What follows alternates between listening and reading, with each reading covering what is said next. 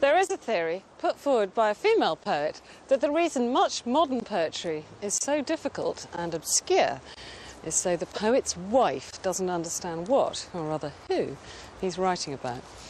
That's unfair, I know, to many happily married poets, but it has to be said there is no shortage of heartfelt poems about infidelity and marital breakdown, the best of which I've included in this programme. So if you're in the middle of something messy, or merely tempted to stray, or perhaps recovering from a broken heart, watch and learn. Realising that your romantic illusions about someone are just that, illusions, is a sober moment. Comic poet Gavin Hewitt, in his poem Ending, brilliantly contrasts the exuberance of romantic hope with some deliberately unappealing images of love grown cold. The love we thought would never stop now cools like a congealing chop. The kisses that were hot as curry are bird pecks taken in a hurry.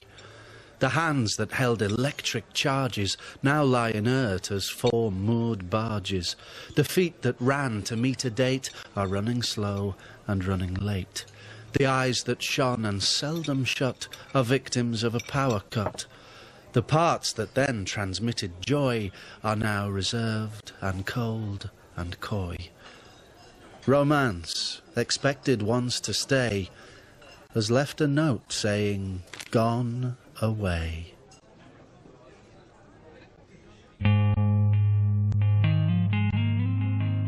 The image of love congealing is taken up by the American feminist poet Marge Piercy in this next poem. It's a wry take on the fairy tale where the princess kisses a frog and he turns into Prince Charming. But did they really live happily ever after? A story wet as tears. Remember the princess who kissed the frog so he became a prince? At first they danced all weekend, toasted each other in the morning with coffee, with champagne at night, and always with kisses. Perhaps it was in bed, after the first year had ground around, she noticed he had become cold with her. She had to sleep with a heating pad and down comforter. His manner grew increasingly chilly and damp when she entered a room. He spent his time in water sports, hydroponics, working on his insect collection. Then in the third year, when she said to him one day, "My dearest, are you taking your vitamins daily? You look quite green," he leapt away from her. Finally, on their 5th anniversary, she confronted him. "My precious, don't you love me any more?" He replied, "Rivet, rivet." Though courtship turns frogs into princes, marriage turns them quietly back. For a truly cynical view of relationships between the sexes, Intimates by D.H. Lawrence takes some beating. In this savagely funny poem, he takes the view that falling in love is essentially a narcissistic activity. So I advise viewers who like to keep their romantic illusions intact to, as they say, look away now.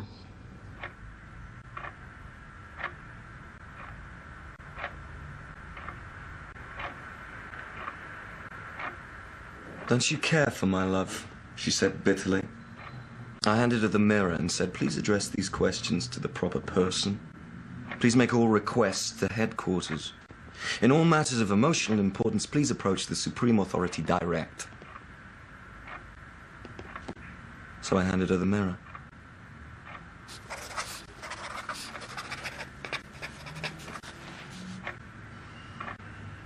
And she would have broken it over my head, but she caught a sight of her own reflection, and that held her spellbound for 2 seconds, while I fled.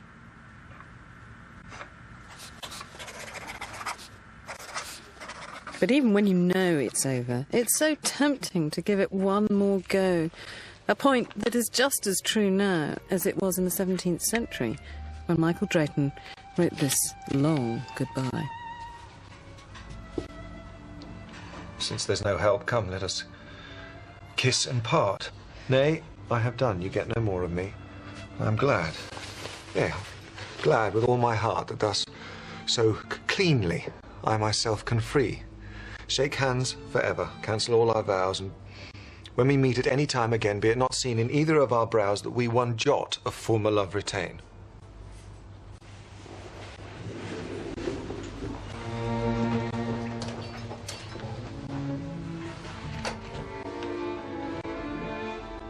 Now at the last gasp of love's latest breath, when, his pulse failing, passion speechless lies, when faith is kneeling by his bed of death,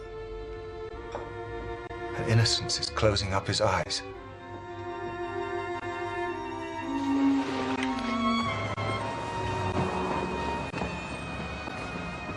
Now if thou wouldst, when all have given him over, from death to life thou mightst him yet recover.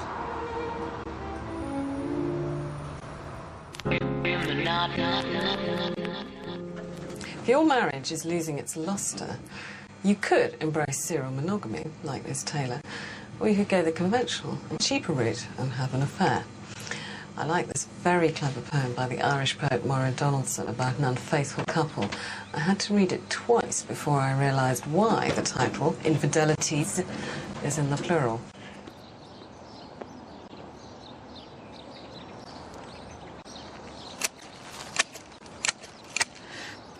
After he'd gone, she found money in the sheets, fallen when he pulled his trousers off. Gathering the coins into a small pile, she set them on the window ledge. They sat, gathering dust, guilt, until one day her husband scooped them into his pocket. Small change for a call he couldn't make from the house.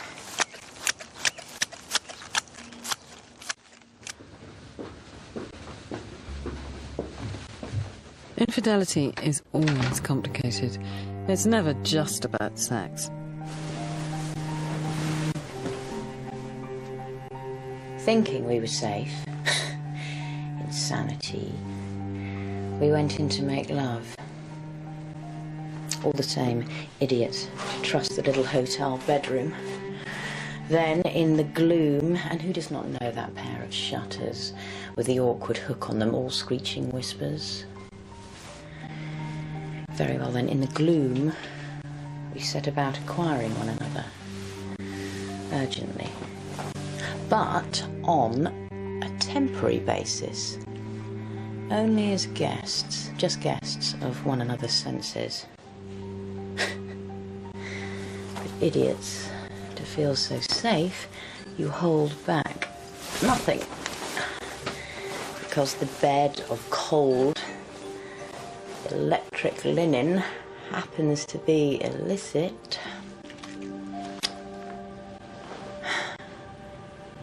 To make love as well as that is ruinous. London, a Parisian, someone should have warned us that without permanent intentions you have absolutely no protection. If the act is clean, authentic, sumptuous, the concurring deep love of the heart follows the naked work. Profoundly moved by it.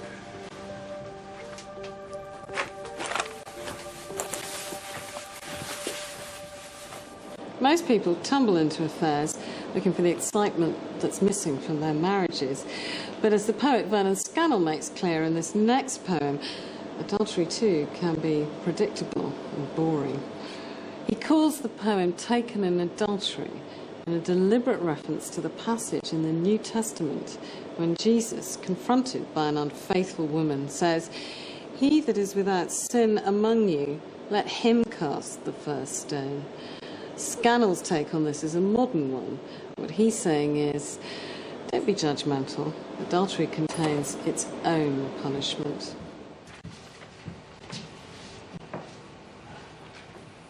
Shadowed by shades and spied upon by glass, their search for privacy conducts them here. with an irony that neither notices, to a public house. The wrong time of year for outdoor games, where over gin and tonic, best bitter and potato crisps, they talk. Without much zest, almost laconic, flipping an occasional remark. Would you guess that they were lovers, this dull pair? The answer, I suppose, is yes, you would. Despite her spectacles and faded hair, and his worn look of being someone's dad, you know that they're having an affair, and neither find it doing them much good. Presumably, in one another's eyes, they must look different from what we see. Desirable in some way. Otherwise, they'd hardly choose to come here furtively and mutter their bleak needs above the mess of fag ends, crumpled cellophane and crumbs, their love feasts litter. Though they might profess to find great joy together, all that comes across to us is tiredness, melancholy. When they are silent, each seems listening. There must be many voices in the air. Reproaches, accusations, suffering, that no amount of passion keeps elsewhere. Imperatives that brought them to this room, stiff from the car's back seat, lose urgency. They start to wonder who's betraying whom, how it will end, and how did it begin. The woman taken in adultery, and the man who feels he too was taken in.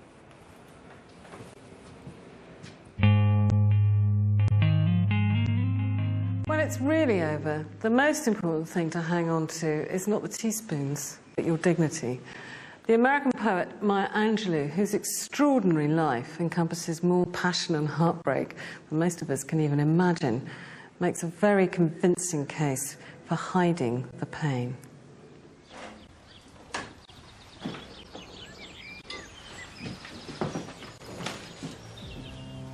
Today, you threatened to leave me. I hold curses in my mouth which could flood your path, sear bottomless chasms in your road. I keep, behind my lips, invectives capable of tearing the septum from your nostrils and the skin from your back.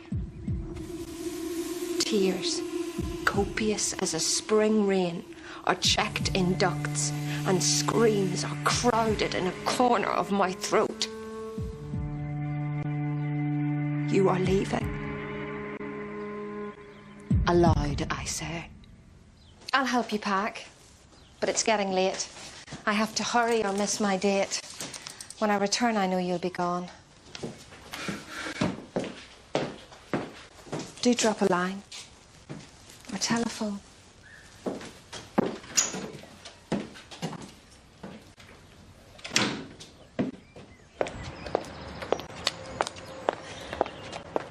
But it doesn't always have to end in tears. The day he moved out was terrible. That evening, she went through hell. His absence wasn't a problem. But the corkscrew had gone as well. Of course, it's not over till it's over.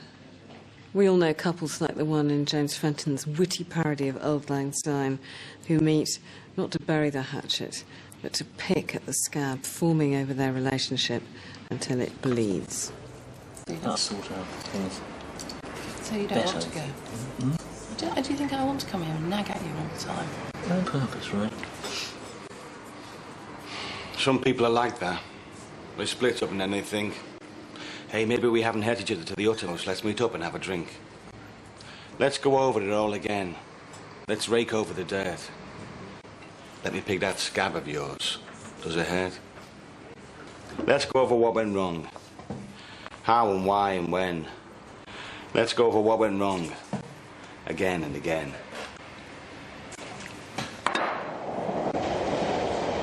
We hurt each other badly once. We said a lot of nasty stuff. But lately I've been thinking how I didn't hurt you enough. Maybe there's more where that came from. Something more malign. Let me damage you again for the sake of Auld Lang Syne. Yes, let me see you bleed again for the sake of Auld Lang Syne.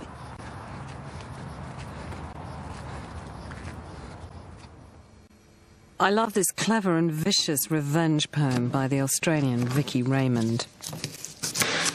5 potent curses I send. The first, love, which frequently drives men to suffer uncouth hair transplants. The second, riches, bringing in their train the envy of friends, expressed in these words: it's all right for some. My third curse is fame. May you become sport for reporters. May the dull quote you. May cranks think they are you. My fourth, contentment. Hugging you, white grub in a fat cocoon that the cries of men cannot penetrate. And last, a long life. May you live to be called the grand old man. And smiling at you, may the young sprain their jaws. Rupert Brooke is best known for his patriotic, slightly schmaltzy poem, The Soldier, the one that begins, "If I should die, think only this of me." But it's clear from his poem Jealousy that he knew all about pain and suffering before he went to war. It's an uncommonly vicious poem.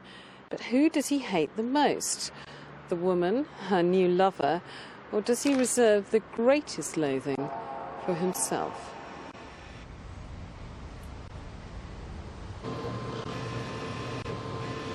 When I see you, who are so wise and cool, gazing with silly sickness on that fool you've given your love to, your adoring hands touch his so intimately that each understands I know most hidden things. And when I know your holiest dreams yield to that stupid bow of his red lips, and that empty grace of his strong legs and arms, that rosy face has beaten your heart to such a flame of love that you've given him every touch and move, wrinkle and secret of you all your life. Oh, then I know I'm waiting, lover-wife, for the great time when love is at a close, when all its fruits to watch the thickening nose and sweaty neck and dulling face and eye that are yours, and you most surely till you die, day after day, you'll sit with him and note the greasier tie and dingy wrinkling coat as prettiness turns to pomp and strength to fat, and love, love, love to habit.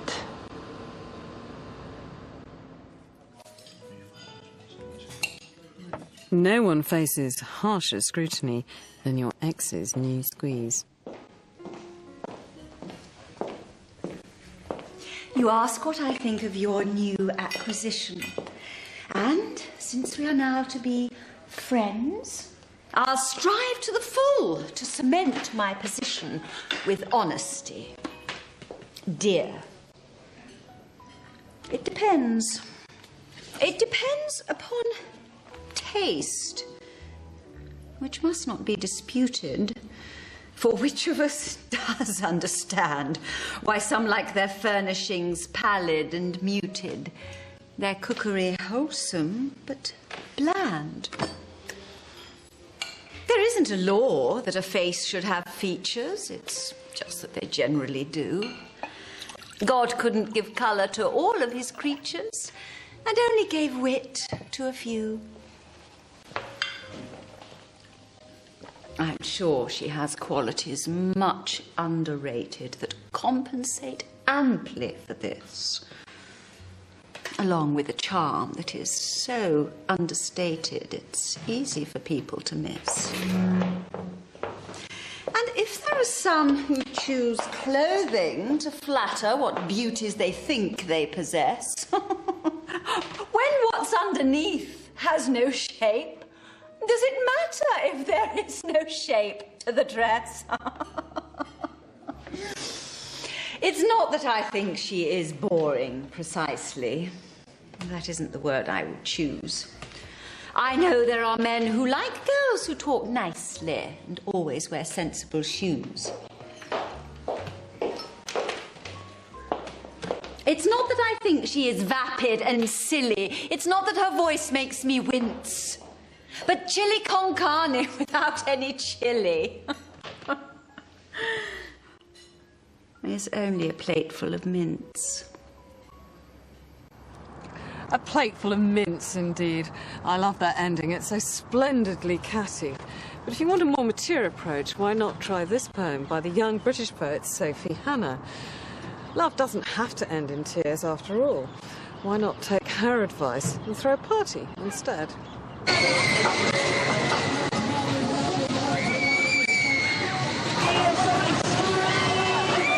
The end of love should be a big event. It should involve the hiring of a hall. Why the hell not? It happens to us all. Why should it pass without acknowledgement? Suits should be dry cleaned. Invitations sent. Whatever form it takes, a tiff, a brawl, the end of love should be a big event. It should involve the hiring of a hall. Better than the unquestioning descent into the trap of silence, than the crawl from visible to hidden, door to wall. Get the announcement made, the money spent. The end of love should be a big event.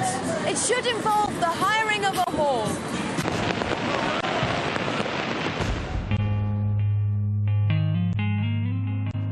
The American poet Edna St. Vincent Millay packed an awful lot of love and loss, with men and women, into her lifetime. So it's to her poems I always turn on those mercifully few occasions when I find myself heartbroken. Like this tragic sonnet. I always find it strangely reassuring.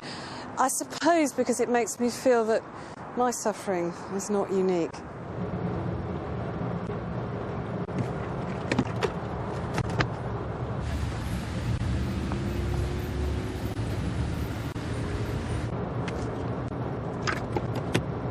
Time does not bring relief.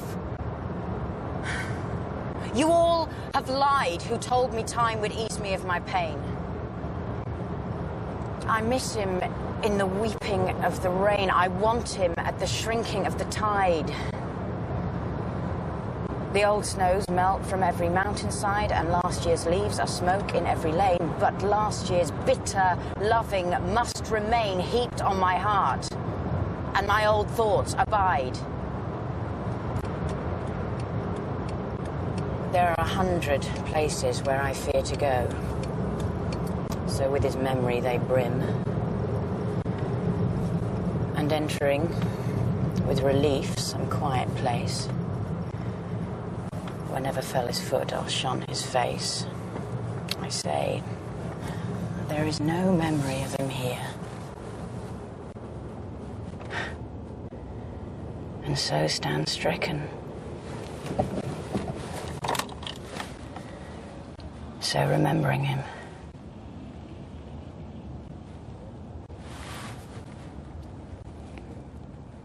Nothing is harder to bear at the end of the affair than the memory of past happiness.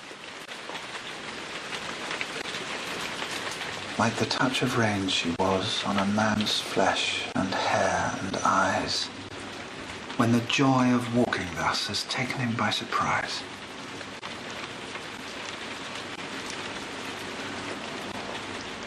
With the love of the storm he burns. He sings, he laughs, well I know how. But forgets when he returns, as I shall not forget her go now. Those two words shut a door between me and the blessed rain that was never shut before and will not open again. It doesn't matter how well a relationship ends. In my experience, there's always a moment when you feel assaulted by a sudden sense of loss. Here are two small poems written at either end of the 20th century about the aftermath of love. But don't be deceived by their apparent simplicity. Underneath those cool words, you can hear the sound of a heart breaking.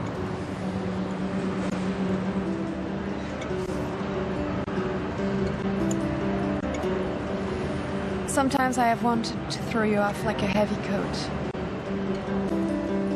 Sometimes I have said you would not let me breathe or move. But now that I am free to choose light clothes or none at all, I feel the cold, and all the time I think how warm it used to be.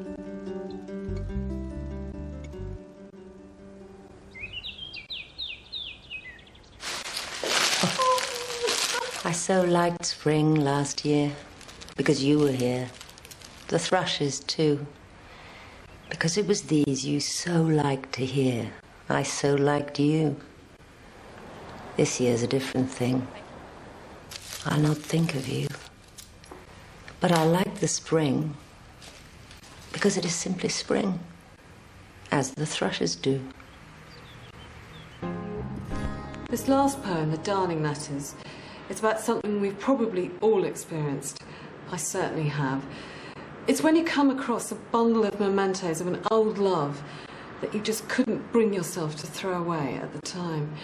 It's always a bittersweet moment. As the poet Carol Ann Duffy so pungently puts it, you can feel your heart thudding like a spade on buried bones.